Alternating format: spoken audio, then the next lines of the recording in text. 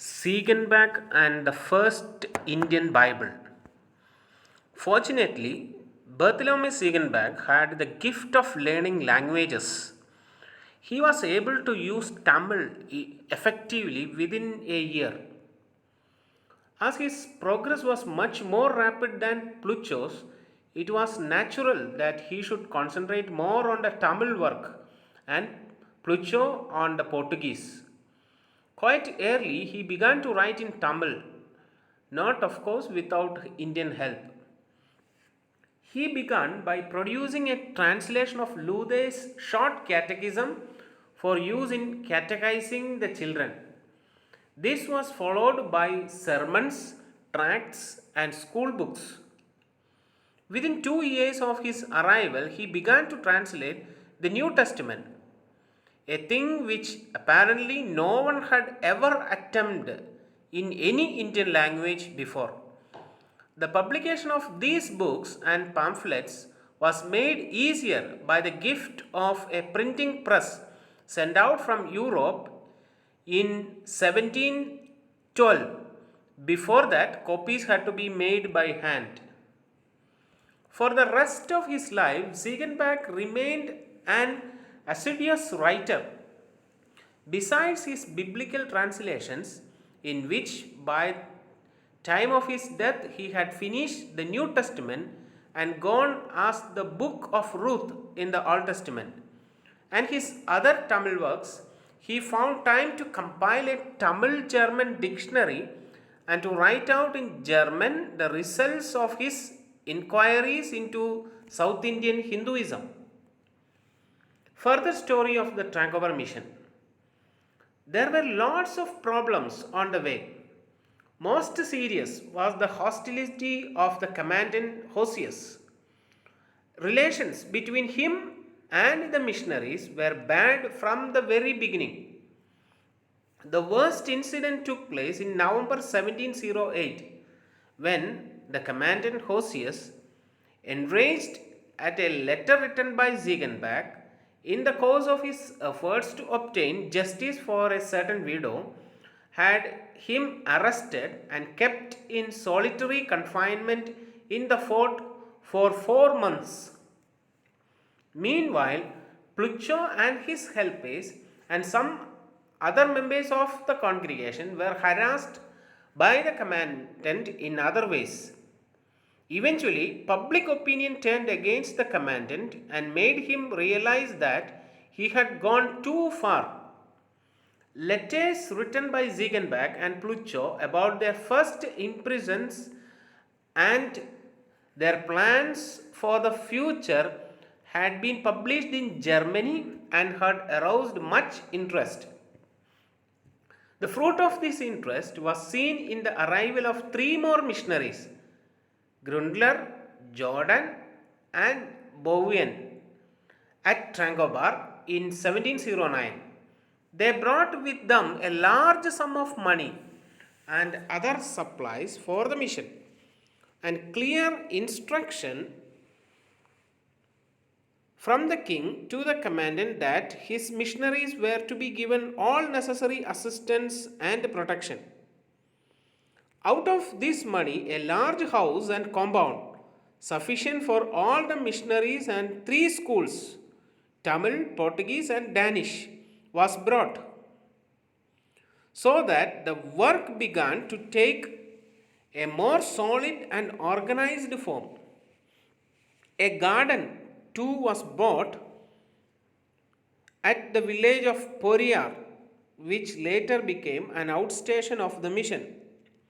The interest in Europe continued to increase and spread to England, where the SPCK, though not sending out missionaries, gave valuable help by raising funds and by printing and supplying books, such as Portuguese New Testament for use in India. The printing press that was set up at Tranquebar in 1712 was the gift of SPCK. In the same year, the Danish king made a permanent arrangement for the finances of his mission by causing an annual grant of $2,000 to be set aside for it out of the postal revenues.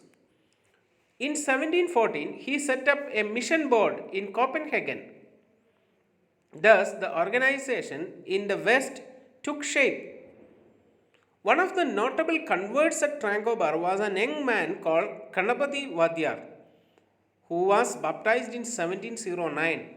He was a son of Segenbach's Munshi and had himself helped him in his language study and in the translation of the Catechism and other Christian tracts. Siegenbank began to think of finding other centers of work outside Tranquebar and beyond the reach of the Danish authorities there.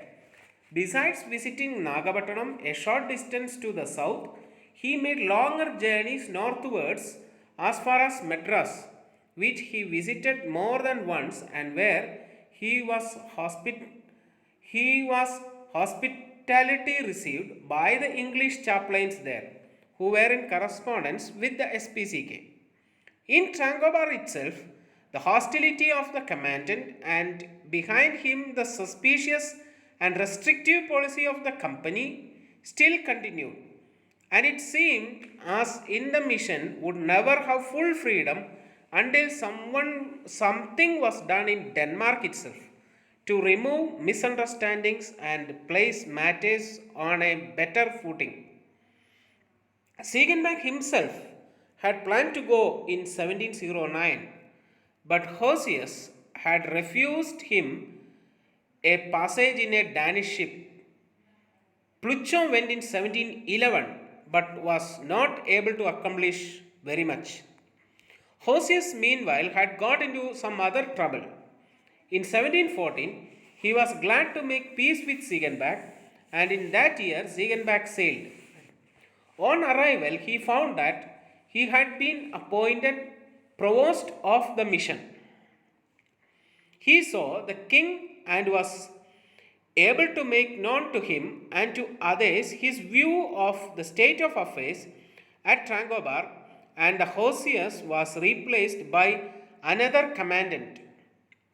Siegenbach made a tour of Germany during which he married a wife and then he returned to India by way of England, sailing in an English ship to Madras. He reached Tranquebar at the end of August 1716. The first project after this struggle to be undertaken after his return was the building of a new church. This was the New Jerusalem Church, which is still in use. Another new project in the same year was a training school for children, or teachers and catechists. Unfortunately, the next 4 or 5 years were clouded by a controversy with the secretary of the mission board in Copenhagen, a man called Vendet. This man, alarmed at the rising cost of the war, developed strong ideas of his own on mission policy, which he proceeded to force upon Ziegenbach and Grüttler. He was against the accusation of property and the building of houses and schools and churches with money spent from the West, and likewise against the financial help that the missionaries had give to the Christians. He urged that the missionaries should devote themselves wholly to spiritual work, going about among the non Christians, preaching the gospel, and that the Indian church itself should be responsible for supplying its own material needs. He even objected to raising the stipend of the missionaries, now that both Ziegenbach and Grundler were married. Vendet was a theorist, wholly out of touch with the actual situation. Siegenbach had to remind him that they were dealing with people so poor that they could not afford even a piece of white cloth in which to wrap a child brought for baptism, and that in such circumstances it was impossible to make a rigid distinction between the spiritual and the material. But his efforts for convincing Vendet had no effect. Vendet stopped the grants. Deeply depressed by this controversy, Siegenbach became ill and in February 1719 he died at the early age of 36. Grindler too died 13 months later, leaving the direction of the mission in the hands of three young men who had been in the country only 6 months. These two deaths had a sobering effect in Denmark. Now the king removed Vendet from the office. Thank you.